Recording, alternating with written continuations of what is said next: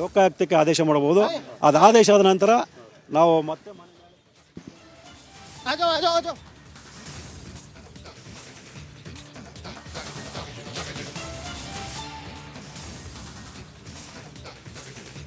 ಕಾರ್ಯಕ್ರಮ ಅರ್ಧಕ್ಕೆ ಮೊಟಕುಗೊಳಿಸಿ ಬಂದಿದ್ದಾರೆ ಸಿಎಂ. ಮುಖ್ಯಮಂತ್ರಿ ಹೈಕೋರ್ಟ್ ಆದೇಶ ಬೆನ್ನಲ್ಲೇ ಸಿಎಂ ಟೆನ್ಷನ್ ಮೇಲೆ ಟೆನ್ಷನ್. ವೀಕ್ಷಕರೇ, ಒಂದು ಹೇಳ್ತೀನಿ ನಿಮಗೆ, ಭಾಳ ಮುಖ್ಯವಾಗಿ ಇದೀಗ ರಾಜ್ಯಪಾಲರ ಆದೇಶವನ್ನು ಎತ್ತಿ ಹಿಡಿದಿದೆ. ಹೀಗಾಗಿ 2 ಪಾಯಿಂಟ್ ಉಂಟಾಗತ್ತೆ ಇಲ್ಲಿ. ಈಗ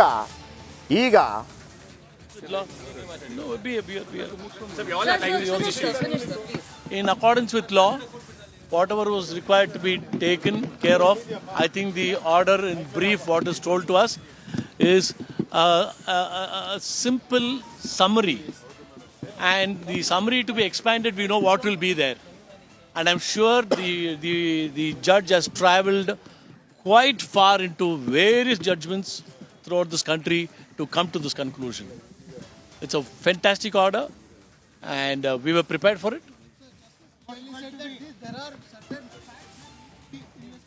That is our argument also. Undisputable facts were there. So now I think I'll leave the field to my counsel to speak. How do you see this order, sir? See, I think we can move there, right? Yeah. Okay. So how do you see this order, sir? The writ petition. Okay. The writ petition challenging the order of approval passed by His Excellency the Honorable Governor of Karnataka has been dismissed, and the summary of the judgment would be that the facts envisaged in the complaint would undoubtedly warrant investigation, firstly.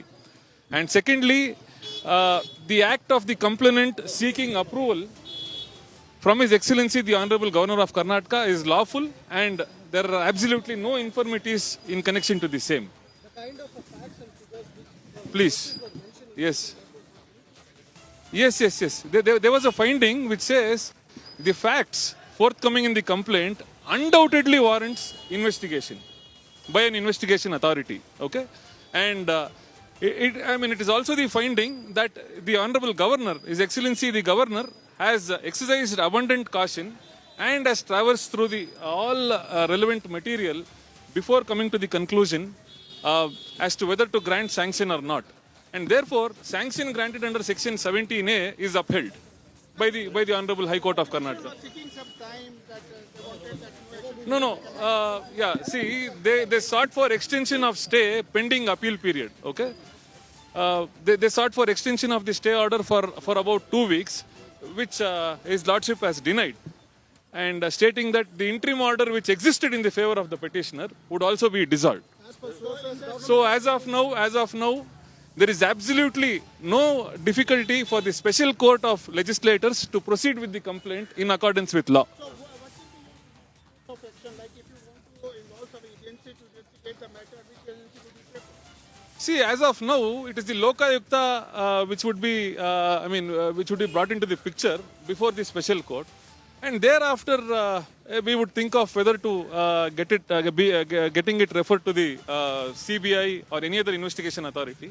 If at all, if we feel that the investigation is not on the proper track, since Lokayukta ಅವರನ್ನು ಪ್ರಾರ್ಥನೆ ಮಾಡಬೇಕಾಗಿತ್ತು. ಅವರು ಇದಕ್ಕೆ ಇವತ್ತು ಆದೇಶವನ್ನು ಏನು ಕೊಟ್ಟಿದ್ರು ಅದನ್ನು ಮಾನ್ಯ ನ್ಯಾಯಾಲಯ ಎತ್ತಿ ಹಿಡಿದಿದೆ. ಆ ಕಾರಣದಿಂದ ಇದರಿಂದ ಈಗ ಮುಖ್ಯಮಂತ್ರಿಗಳು ತಪ್ಪಿಸಿಕೊಳ್ಳಲಿಕ್ಕಾಗಲಿಲ್ಲ. ಕಾಂಗ್ರೆಸ್ ಪಕ್ಷದ ಮತ್ತು ಮುಖ್ಯಮಂತ್ರಿಗಳ ಅವ್ಯವಹಾರಗಳು, ಭ್ರಷ್ಟಾಚಾರಗಳು ಸಂಪೂರ್ಣವಾಗಿ ಇವತ್ತು ಜನರ ಮುಂದೆ ತೆರೆದುಕೊಂಡಿವೆ. ಇದಕ್ಕೆ ಅವರೀಗ ಇದನ್ನು ಗಮನಿಸಿರ್ತಾರೆ. ಈಗಾಗಲೇ ನಾನು ಒತ್ತಾಯ ಮಾಡ್ತೇನೆ, ತಕ್ಷಣ ರಾಜೀನಾಮೆ ಕೊಡಬೇಕು, ರೆಡಿ ಆಗಬೇಕು ಅಂತೇಳಿ ನಾನು ಮನವಿ ಮಾಡ್ತೇನೆ.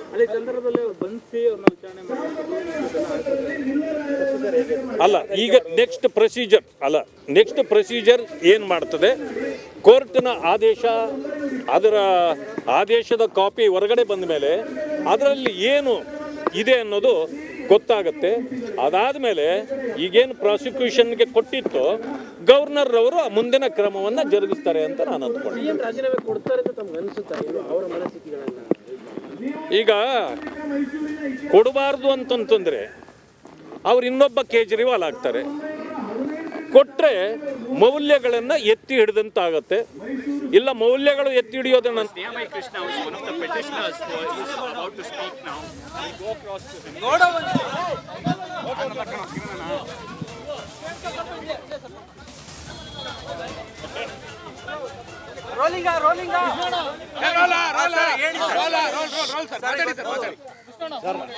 ರಾಜ್ಯದ ಮಾನ್ಯ ಮುಖ್ಯ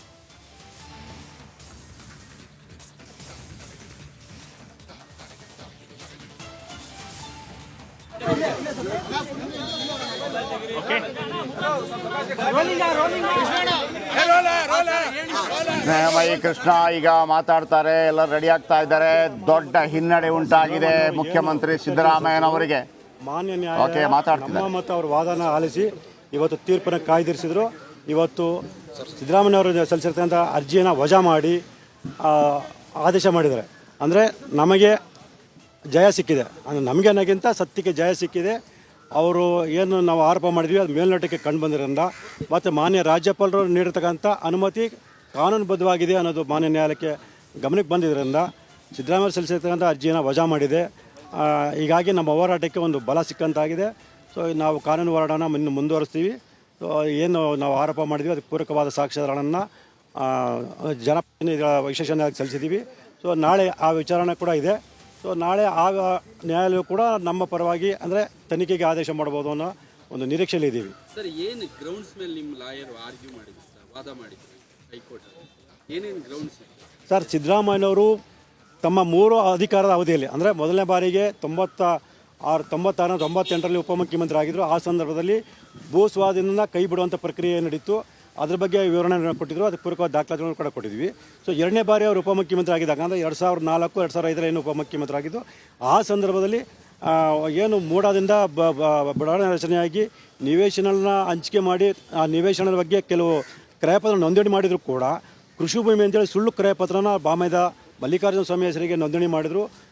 ಅದ್ರ ಬಗ್ಗೆ ಮಾಡಿದ್ವಿ. ಮತ್ತು 2005ನೇ ಇಸ್ವಿಲಿ ಮೂಡ ಆಸ್ತಿನ ಕೃಷಿ ಭೂಮಿ ಅಂತೇಳಿ ಅನ್ಯಕ್ರಾಂತ ಆದೇಶ ಮಾಡಿರೋಂಥದ್ದು ಕೂಡ ಗಮನಕ್ಕೆ ತಂದಿದ್ವಿ.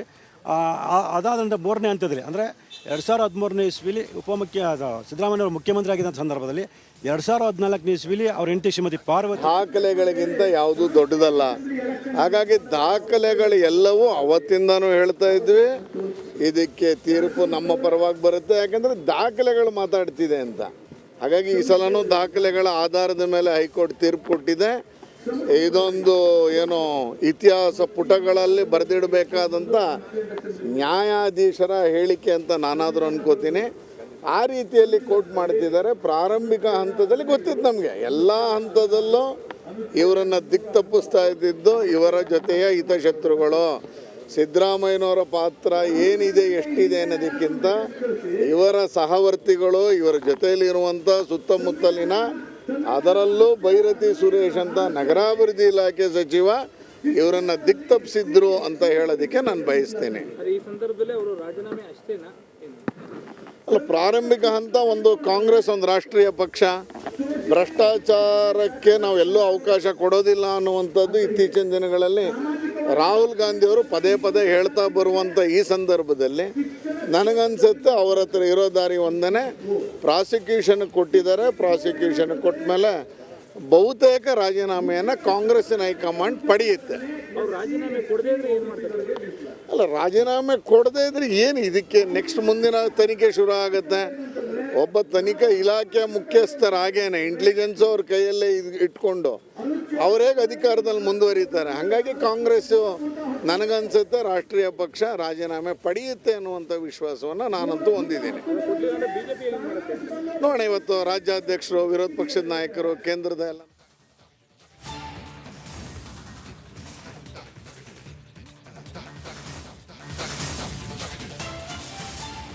ಲೈವ್ ಬನ್ನಿ.